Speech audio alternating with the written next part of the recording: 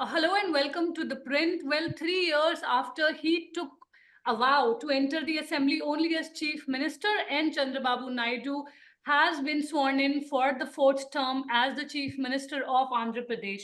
Naidu first became the Chief Minister of the then undivided Andhra Pradesh in 1995, serving 2 consecutive terms. In 2014, he became the first Chief Minister of the newly bifurcated Andhra Pradesh, holding office until 2019. His return to power follows a landslide victory in the 2024 elections. Naidu's TDP contested the polls along with Pawan Kalyan's JSP and the BJP in the state as part of the NDA. Well, the alliance achieved a landslide victory, bagging 164 out of the 175 seats in the Andhra Pradesh Assembly. The TDP won 135 seats, with the JSP and the BJP winning 21 and 8 seats. Announcing a major change right before he took oath as the Chief Minister, Naidu confirmed that the new government would make Amaravati the capital of Andhra Pradesh. Well, in this episode of Political Adda, we will discuss what all this means for the state, and apart from that, how Naidu will serve in this term. To discuss this further, we have with us Professor Subramaniam, who is an academic and chairman of the Guntur-based Navyandhra Intellectual Forum. Also joining is my colleague Prasad, who is in Vijayawada right now, as you can see. Well, Professor, without much ado, if you can talk a little about how significant is the Chief Minister's statement regarding Amaravati as the capital? Yeah. The present cabinet, which has just sworn in, is very significant because of the disaster that has taken place during the last 5 years under the rule of Mr. Jagan Mohan Reddy. Mm-hmm. And there's several expectations of the people have not been fulfilled by the Jagan Mohan Reddy government, like Amaravati capital, Polavaram project, and lack of industrial development. All these have been perilous issues in the state of Andhra Pradesh. And now there is a need for a government which is matured, headed by an experienced politician like Mr. Chandrababu Naidu. Thus, the present government, which has sworn in just today, is significant, and so many expectations are there for the people about Mr. Chandrababu Naidu's government. Right. Sir, apart from Amaravati, what do you think are the other priorities of Mr. Naidu? Today, actually, one of the first files that he said he would sign is on Mega DSC and then the abolition of the Land Titling Act, which were expected actually during, right after his vote taking. It did not happen so. Land Titling Act has become highly controversial, and definitely it has to be scrapped. I think it will be scrapped during this week itself. Once he comes to duty from Tirupati tomorrow, he will be signing the scrapping of the Land Titling Act. That's what people are expecting now. Sir, about the other things like the kind of support that he would need for Amaravati, which is just a few kilometers away from here, from the Prakasham barrage I am right now standing in front of. What is the kind of support you think Naidu would seek from the center for it? The people are hopeful that Amaravati capital would be coming on the track just within 1 year or 1.5 years. And definitely Amaravati capital project will get completed in a very fast way. Sir, today the cabinet, Chandrababu Naidu's cabinet has been formed with 3 berths given to Janasena and 1 to BJP. Do you think the allies have been properly accommodated in the TDP-led NDA government? Yes, the proper representation has been given to BJP people. They have got only 8 seats, and out of 8, Mr. Satyakumar has been accommodated as the minister, and definitely it is justifiable. And BJP cannot expect more than that. There are 164 MLAs, and already there is a lot of pressure within Telugu Desam party that many seniors have not been accommodated. So they cannot expect more than 1 berth in the cabinet. Sir, you must have noticed that, during the oath-taking ceremony today, Mr. Naidu hugged Prime Minister Narendra Modi, at the stage. A lot is already being talked about, how TDP will play a crucial role, at the center, considering the numbers that they have and the fact that BJP was reduced to 240. So how do you see the relation between the two parties, TDP as well as the BJP? Say, as you know, in politics, it is all mutual dependence.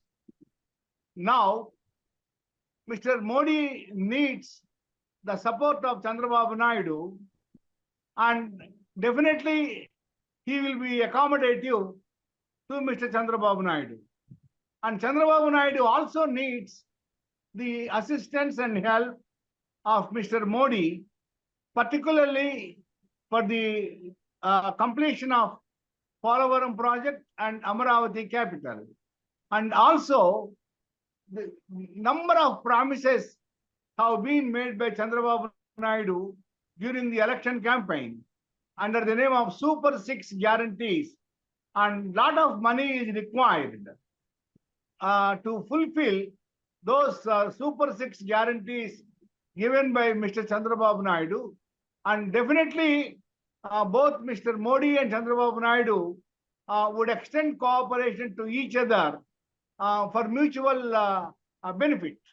Mr. Pawan Kalyan has also become the deputy. How do you see his role in the government? Mr. Pawan, the chemistry between Chandrababu Naidu and Pawan Kalyan has been extremely well. And they have been traveling together. And definitely there will not be any problem between Chandrababu Naidu and Pawan Kalyan. And Pawan Kalyan definitely would extend all his cooperation and support to Chandrababu Naidu. Chandrababu Naidu is a very senior, experienced chief minister, politician, and he knows how to handle, people like Mr. Pawan Kalyan. And I don't think that there would be any problem in the friendship between Chandrababu Naidu and Pawan Kalyan. Sir, I'm asking, how different do you think Chandrababu Naidu's 4th term would be from his previous 3 terms? So it all depends upon the circumstances which develop, sir. Say between 2018 and 2014 and 18, there were cordial relations between Modi's government and Chandrababu Naidu government. And only because of the special package and consequent developments, Chandrababu Naidu came out of NDA. Say now, both Chandrababu Naidu and Modi need each other. And definitely Chandrababu Naidu's terms will be all right with Modi. Say 2014 afterwards, Modi was very strong. Modi was having complete majority in center, and 2019 and 24, he was having 303 seats for only BJP. So now the situation is different. Only 240 seats he has got, and the dependence on Chandrababu Naidu and Nitish we find. And we don't know whether Nitish would continue or not. in the next assembly elections. Whereas Chandrababu Naidu doesn't have that problem till another 5 years. So he will continue his alliance with Mr. Modi. And Chandrababu Naidu will maintain good relations with Modi in light of these past experiences, particularly losing power in 2019 because of his animosity with Mr. Modi. I don't think that he would repeat the same mistake now. Sir, the reason why the TDP exited NDA was over the special category status for Andhra Pradesh. Do you think the demand would make a comeback, or is it a forgotten episode now? I think they would dodge it. Special category status, they would dodge it, and it depends upon whether Jagan Mohan Reddy would go on an agitation like he did during 14 and 19. If Jagan Mohan Reddy goes on streets demanding a special category status, and if he finds fault with Chandrababu Naidu, then situation might be different. And today we have seen Mr. Jairam Ramesh has responded, has reacted, whether Modi is giving special category status or not. What is the stand of Mr. Modi? That's what Jairam Ramesh was tweeting just after the swearing-in ceremony was over. So definitely the opponents of Chandrababu Naidu and Modi would take up the issue, would raise the issue, and the special category status be given to Andhra Pradesh. But it depends how things would develop, how things would take place. But I mean to say, like, given the state finances are, do you think the state requires a special category status now? It has become a sentimental issue, sir. It has become an emotional issue. Nobody knows what are the benefits of special category status. And it has become like a Brahma Padardham. Everyone wants special category status because industries will come, employment opportunities will come like this. And that was aroused, that hope, that expectation were aroused by politicians only. Now, having aroused that, now they cannot go back and say, what is there in that? That is the mistake done by Chandrababu Naidu when he took a U-turn and paid price for that. Special category status is definitely needed for the development of the state because there would be tax exemptions and more industries would come to take advantage of the tax benefits and all that. Sir, now that you have mentioned Jagan Mohan Reddy, what do you think the future of YSRCP is going to be? From a party of 151 with a landslide victory just 5 years back, now it has come down to just 11 seats. Now, basically, Jagan Mohan Reddy is a fighter and he doesn't keep quiet. He has got 40% vote share even now, even though his strength has come down from 151 to 11. He has got 40% vote share and he has got solid vote bank in the state. As I always tell you, Congress vote bank is the vote bank of Mr. Jagan Mohan Reddy. So SCs, Muslims, Reddys, and all these form a very formidable strength to Mr. Jagan Mohan Reddy. It's not how many seats he has in the assembly, but how many people he has behind him in the state. And definitely, we cannot underestimate the political strength of people's strength of Mr. Jagan Mohan Reddy. And of course, what Congress is going to do is also important now. If Congress party wants to damage Jagan Mohan Reddy, probably again Sharmila will come to streets and try to take away the people from Jagan Mohan Reddy's side to Congress side.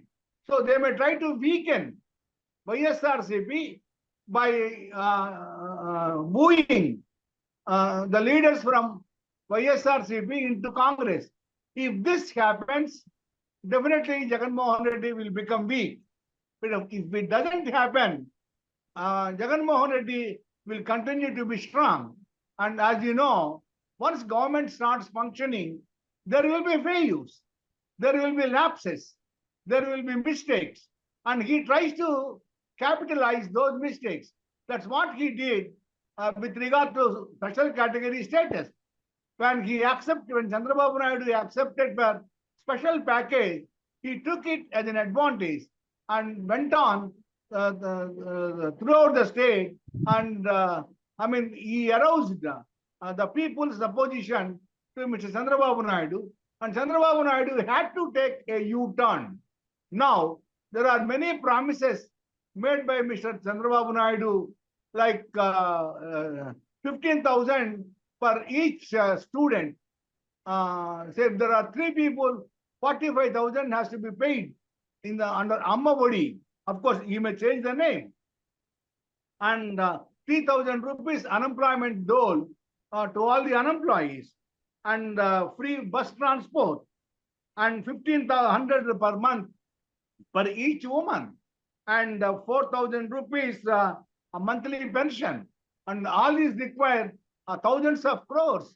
And if he cannot implement them, definitely he will exploit that situation, and he would put Mr. Chandrababu Naidu in the box. So we cannot underestimate the capacity of Jagan Mohan Reddy, because he started his own party and made it popular, and made it a competitive party to Chandrababu Naidu, who is more experienced than Jagan Mohan Reddy. So definitely Jagan Mohan Reddy would become a formidable force. Professor Subramaniam, BJP was hoping to make inroads in the southern states. The party is quite happy with its performance in Telangana.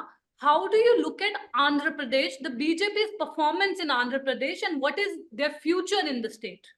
As far as performance of BJP in Andhra Pradesh in the present election is concerned, it has achieved nothing. It has, say, 6 seats were given in Lok Sabha.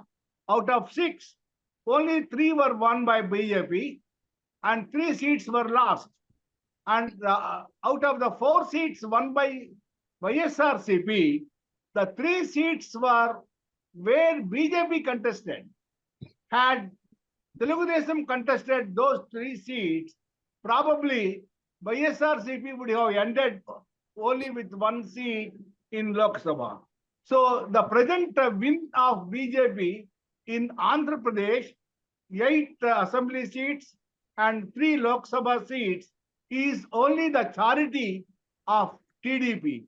And there is no strength for BJP in Andhra Pradesh now, and it cannot get even in the future also, as far as Andhra Pradesh is concerned, because BJP is a rightist party, and the people of Andhra Pradesh, like Tamil Nadu, are not right-oriented people.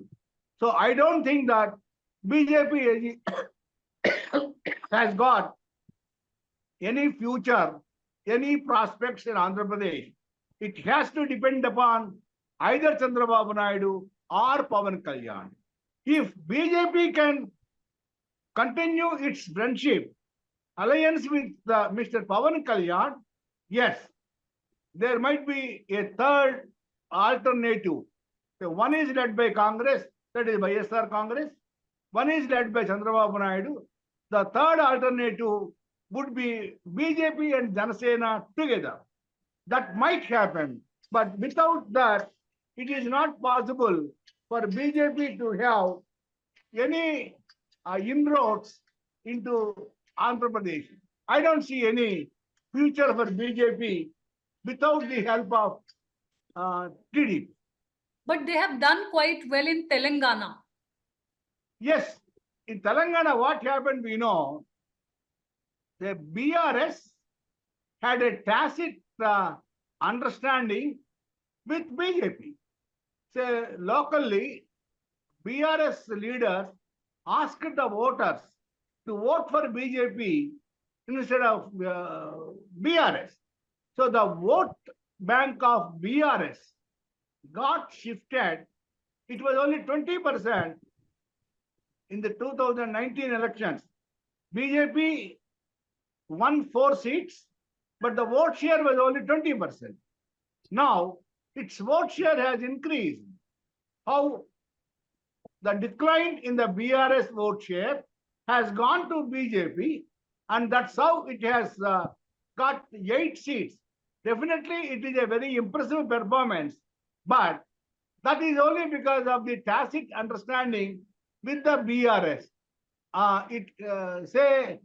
Of course, if BRS vanishes, slowly, only BJP might be an alternative to Congress. And the fight will be between BJP and Congress, like in Karnataka. That cannot happen in Andhra Pradesh. That's what I'm saying. Sir, Chandrababu Naidu is now 75 years. What role do you think Lokesh would be having in the coming 5 years? Do you think Naidu would hand over the party control to Lokesh any point now? I mean, in a couple of years from now? Definitely, the role of Lokesh would increase in the coming days. Thanks to Mr. Jagan Mohan Reddy, he made Nara Lokesh a very strong man. At the time of arrest of Chandrababu Naidu, it was Lokesh who became very balanced, who stood to the turbulence, and he has improved a lot. Secondly, during the Yuvagadam Padayatra also, Lokesh has come close to party cadre. And now, if you see Lokesh 1 year back and now, you find a lot of difference in him. He has improved a lot. And definitely, in the coming days, Lokesh's role will be very significant. And Chandrababu Naidu can slowly pass on the party administration to Mr. Lokesh. And with the experiences they have in the governance during 2014-19 and the difficulties inflicted by Jagan Mohan Reddy on them through several police cases, criminal cases, now Lokesh also has got experience how things have to be handled in the government. So both in government as well as in party management, Lokesh will play a better role, and I think Mr. Lokesh has got all that required acumen. Sir, it's been 10 years that Andhra Pradesh has been bifurcated, and now Hyderabad is no more the joint capital also. But at the same time, we have Revant Reddy as the Telangana CM, who maintains, I mean, even though he is with the Congress, maintains a cordial relation with Chandrababu Naidu. And both have that kind of friendly relationship. So do you think this would help both the states to resolve all the pending issues and also to grow further together? Yes, sir. The Revant Reddy has got personal relations with Chandrababu Naidu. Secondly, Congress party doesn't have any, rivalry or opposition with Chandrababu Naidu. They also have friendly ties. They may not be visible, but definitely they have friendly ties. We have seen in case of Sharmila. So everyone knows that Sharmila has been planted by Mr. Chandrababu Naidu in AP politics. So there are good relations between Revant Reddy and Chandrababu Naidu, between Congress party and Chandrababu Naidu, between D.K. Shivakumar and Chandrababu Naidu.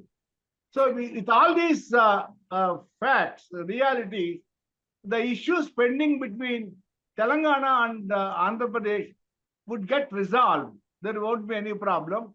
And there would be cooperation from Telangana government to Andhra Pradesh also. I'll just end this discussion with one last question.